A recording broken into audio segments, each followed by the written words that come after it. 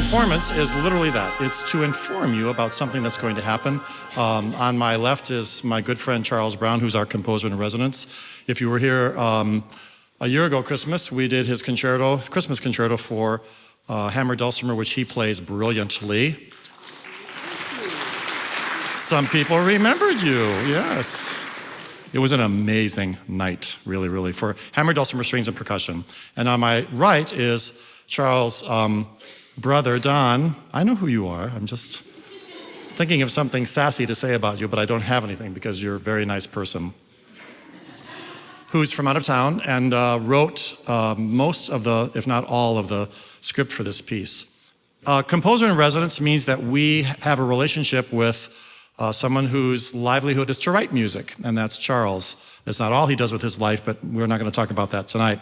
I met Charles a few years ago at Moody Church, and he was playing the hammered dulcimer on stage at Moody in worship, and I thought, what is this? You know, it was just so, as a former worshiper, I was a worship leader myself, I thought, wow, this is just the coolest thing.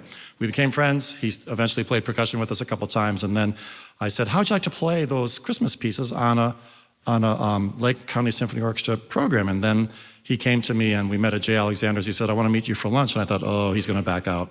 But instead, he had this amazing proposal to write music for us for 4 seasons and become our composer in residence. And I took it to the board of the orchestra and we all agreed. And it's so far been a really wonderful thing. So that means that that person each year writes something, and every composer in residence and artistic director's relationship is slightly different. Sometimes people just write things on their own and they give them to the orchestra. Charles really wants to be collegial, so we talk about what he's going to write. Tonight is something that's incredibly near and dear to our minds and hearts, as you'll find out. So, Charles, before we talk about poem, tell the audience what it's like to be a composer in residence in your own words. Sure. It's great to have a full symphony orchestra at your disposal. There's nobody that can argue with that for a moment. So it's indeed a huge privilege to have that. As a composer, I have a choice of a lot of different compositional forms. I could write an overture like you heard tonight with Beethoven. I could write a concerto for tuba or violin or flute. I could write an opera. I could write a requiem. But I decided that using the symphonic tone poem might be really interesting this time. Franz Liszt started this form with his very famous Le Prelude. And the reason I like this is because it's not just music for music's sake. It's music with an agenda to address something that's happening currently in society. Now, it can be done with words, it can be done just with the music. We chose, Don and I, to use not only a singer, but a narrator. And that was the premise of how we got started. Because I don't really write lyrics, I had 3 words that I gave to my brother. I said, I have these words that have been sort of haunting me for, the better part of 2019. America, a miracle. America, a miracle. This country was founded on a knife's edge. Had Washington's army not been just precisely on time, we might be speaking a different language today. We might not be here. And the same thing happened in the Civil War. We've existed on a knife's edge. And I wanted to communicate to our audience with music just how important and how cherished that is. Very good. So, Don, tell us a little bit about where you come in, and then I have some things to say about the poem. Well, Charlie came to me with this idea of a tone poem. We want to talk about acrimonious political diatribe in America. So, boy, how do we do that and stay in the middle of things? And as I started putting this together, I thought, I can say what I think, or I can say what I think they might want to hear, but let's do this. Let's go back to our founding fathers and to great American patriots and to great American leaders, both Democrat and Republican, and see what they had to say. So if you look in your program, you're going to hear words tonight from Patrick Henry from Benjamin Franklin.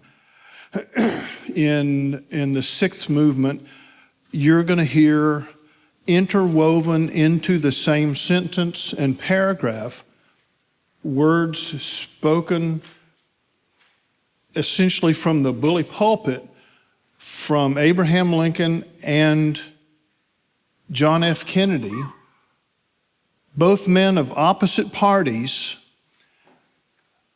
that were elected 100 years apart from one another and that were both assassinated for their effort. So what we're trying to say here is it possible for people of different political backgrounds and vastly different points of view to come together and have a cordiality of conversation in discussing our viewpoints? And we say, yes, there is. So it's not unusual that a composer would have an agenda. Not all the wonderful music that you hear from Beethoven and Brahms and Tchaikovsky and Stravinsky and Bach and very, very famous composers that would just roll off your lips even though you don't know much about music. There's controversy swirling around many of those people. There's a very famous Russian composer that eventually moved to America named Igor Stravinsky, who wrote a ballet called The Rite of Spring, at which first performance saw fruit and vegetables being thrown from the audience to the stage because they had never heard anything so harmonically and rhythmically discordant. That work is iconic now in classical music, and it is a magnificent work. Charles and I were talking about Brahms' which symphony? One of the symphonies where the conductor, first conducting it, walked off stage. He thought the music was so horrible. So Charles doesn't have that kind of agenda. Shostakovich, another Russian composer, was thrown out of his country because even though he really didn't say anything in the score about an agenda that he had, the Russian government, the communist government, knew that Shostakovich was making a very vivid statement about what was happening culturally, spiritually, and politically in Russia through his music. So I, as a conductor, love this collegial thing that we have going on. Next year it's going to be a requiem around this time with chorus and orchestra and possibly soloists, and then probably a concerto the fourth year. But I like it because, and I especially like being part of the process because Charles and I share our desire for us to be able to be humane toward each other, even though we don't agree. I grew up in a house with a Republican father and a Democratic mother, and I never heard my parents hurl insults or acrimony at each other the whole time I lived there. Not once. Well, the phrase goes, we've come a long way, baby.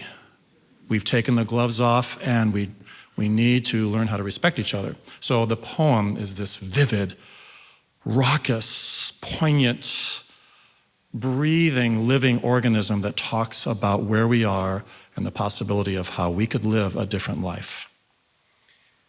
As wonderful as Don's words are, if a composer could say everything that he needed to say using words, he wouldn't bother trying to do it using music. He would just use the words. But I had more to say than just words. This piece was conceived in 6 movements, the first of which actually starts with America the Beautiful. You're probably going to start listening and go, well, this sounds fine to me.